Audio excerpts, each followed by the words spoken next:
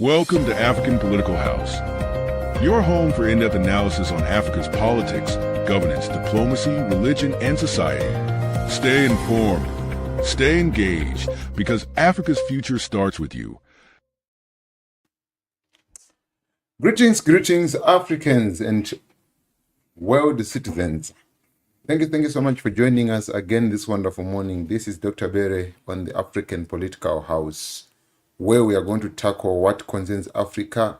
And today I have some bad news and food for thought, where we want to investigate and to check or to find out what happened. As you can see from the title, the first openly gay Muslim imam is killed in South Africa, prompting claims of assassination. So we have an imam gay who was shot cold-blooded in South Africa. There was a video which clearly showed what happened and how this man was shot. Like he was driving, then a car came in front of him and blocked his way and shot him dead. So what might have been the motive behind this, and what message does it send? What are the implications when it comes to African human rights, religion, and politics?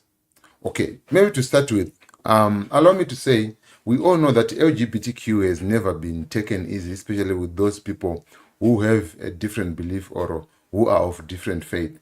For example, believers, like Christians, especially true Christians, leave alone the people like Pope Francis and all other people who are claiming to be reverends and pastors and apostles, but they also believe in LGBTQ. God himself condemned that. It's even in the Bible. Even if you read the book of Romans, it's there. So that one is not justified. But despite of that, there have been quite a lot of advocacy towards LGBTQ, and LGBTQ have been evolving itself. It started with 3 letters. Now I think it has a lot of letters, including a plus, meaning to say there's room for more to come, right? And some people like us, okay, like me, have been so conservative when it comes to this. And unfortunately, I don't know how much craziness is that, because the way I know Islam, they don't tolerate nonsense. And I'm not saying they are justified to kill the person, but they don't tolerate this. So having a gay among the Islam and him campaigning for the so-called human rights, that was a bold move, and I think it was not going to just go without consequences. Hence, what we know that it was only him, because if he had openly said he's a gay and he's still an imam, the same way we are seeing happening in Christians, the apostles, pastors, prophets, bishops, who are claiming, starting with the Pope Francis himself, who are claiming to be supportive or acknowledging gays or LGBTQ.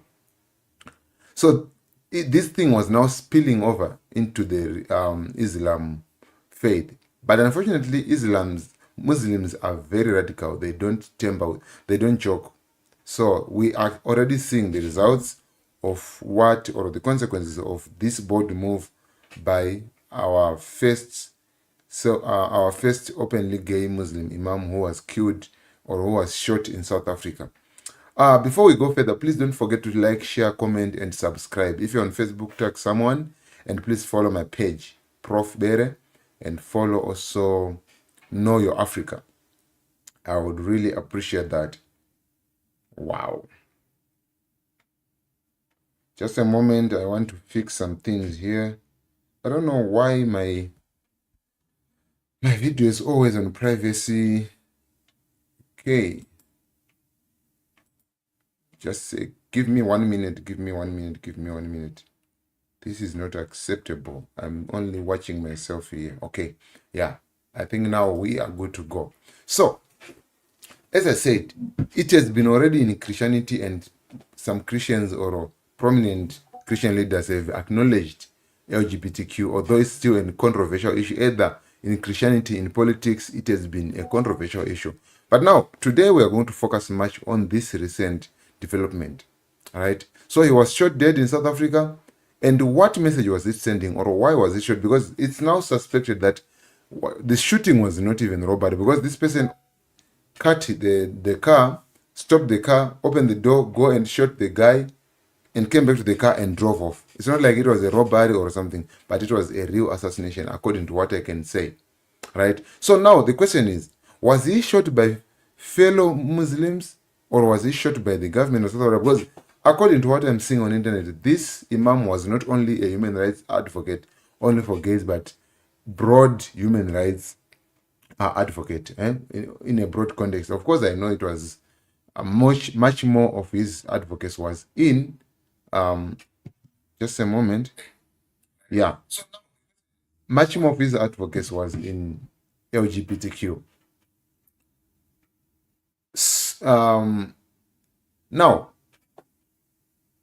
it's not the first time when we see human rights activists, especially on a within a political context, have been shot or assassinated. So it's possible that, okay, if he was not shot with other Muslim radicals, he was definitely assassinated by the government. But these are my thoughts, and whatever I'm putting a disclaimer, whatever I'm saying here, this is what I think, and this is how I'm doing my analysis. It's nothing like reportedly to be true. It's just my own analysis. Well, now without further ado, let me just read you a summary of who this man was. Muhsin Hendricks, recognized as the world's first openly gay imam, was fatally shot on Friday, 15/2025. Sorry for late report. I wanted to get some information. In South Africa. While the exact motive remain under investigation, the LGBTQ plus organization and political figures believe he was targeted due to his advocacy for LGBTQ plus inclusion within Islam. Okay? Hendricks had previously faced the threats and condemnation from conservative religious groups for his progressive teachings and establishment of an inclusive mosque in Cape Town. Wow. So he actually went ahead and built, or rather established, an inclusive mosque where even gays and LGBTQ members would come into the mosque. So South Africa's Justice Ministry is currently investigating the incident as a potential hate crime. So they are classifying this as a potential hate crime. Those who know what is a potential hate crime, you go Google. We are all learning here. So, yes.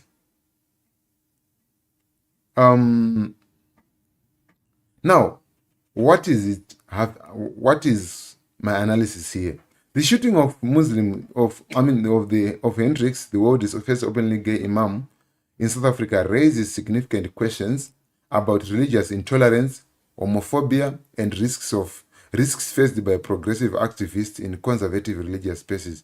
Several factors could have contributed to his killing. So we're just going to rush through what might have contributed to his killing, especially in this world where they are radical conservatives, Number one, so he might have been killed because of religious conservatism and backlash.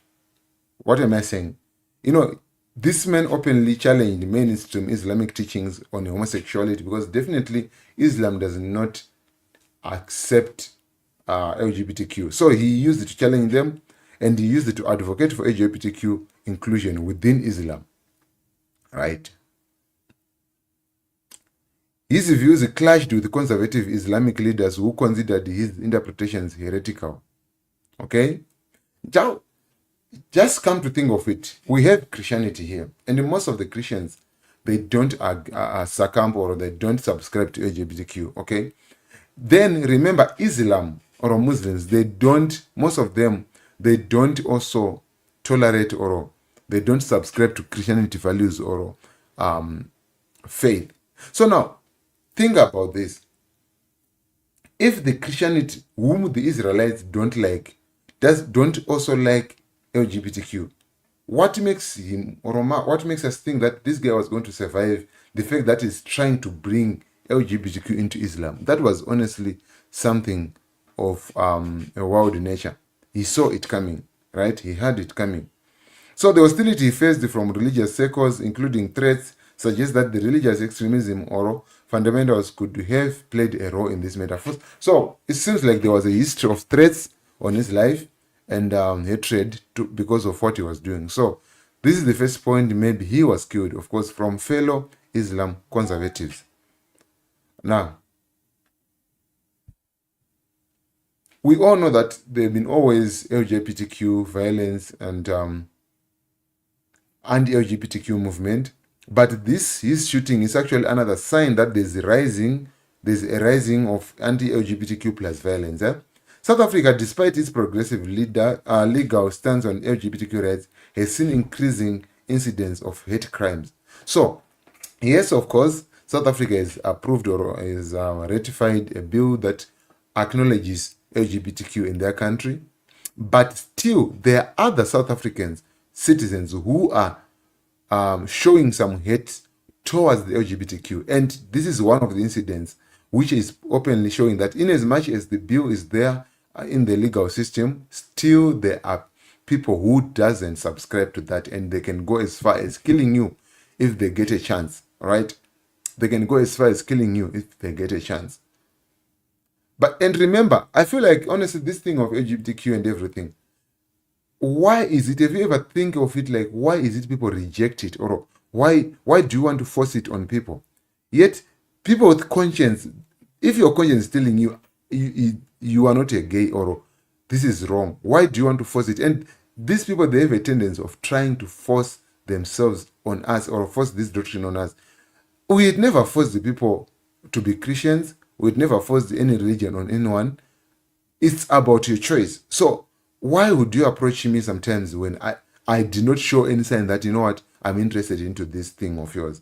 So that might be the case, and people can go as far as killing when they are so much frustrated with this. Now, many religious and cultural groups remain deeply homophobic, with corrective rape and violent attacks against LGBTQ plus individuals.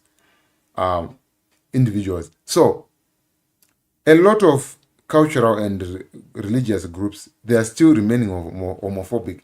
And when I say homophobic, I mean they subscribe to only one gender. You are either a male or a female. Now, this thing of saying this and this and this, some people, they don't subscribe to that. And I openly say that, including I myself, okay? So his murder might be a hate crime aimed at silencing an influential LGBTQ plus Muslim leader. Now, thirdly, so I've mentioned religious conservatism and backlash, rising anti-LGBTQ plus violence in South Africa, or rather even in the world in general. And the fun part of it is, now this is going to be very interesting, because if Trump himself, because I always say America is the prefect of the world, you know, what they say is what the world do, and you know, something like that. Now that even Trump himself is begged off with his administration when it comes to LGBTQ, it's still an ongoing thing.